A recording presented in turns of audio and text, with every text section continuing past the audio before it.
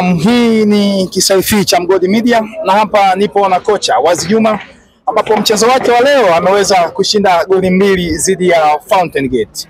Nimeanza na mbali na nyumbani lakini umeweza kupata matokeo. Kwako kama kocha ina maana gani hii?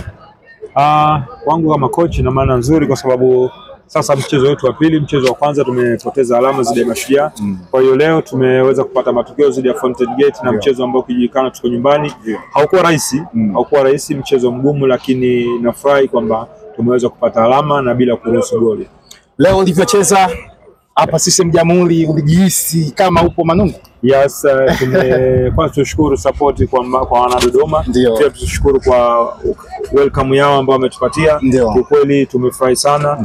Tumecheza na kuenjoy kama tuko Manungu, lakini little bit kuna mambo tofauti ya hali ya hewa kidogo. Nafikiri ni jambo ambalo tutakaa for next time tulifanyie kazi ili pasiwe na itilafu hata ndogo katika mchezo wetu unaofuata. Mwalimu, wakati mchezo unaendelea, wakati unaongoza goli 2 lakini bado ulikuwa unaendelea kusimama na kuendelea kutoa maelekezo kwa wachezaji wako. Labda ulikuwa unatamani kupata goli nyingi zaidi kuliko hizo ambazo umezipata leo. Japo sio haba, goli 2 nazo ni nyingi. Labda ulikuwa unatamani upate kikubwa zaidi hicho kipata leo.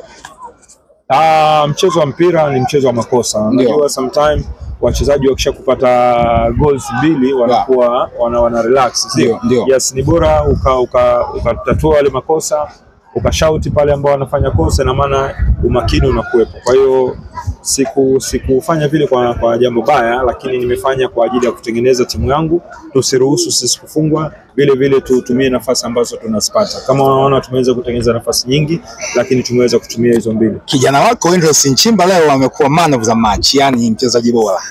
Kama kocha nimpongeze kwa sababu mechi yake ya kwanza na kuwa man of the match sio jambo rahisi, kwa sababu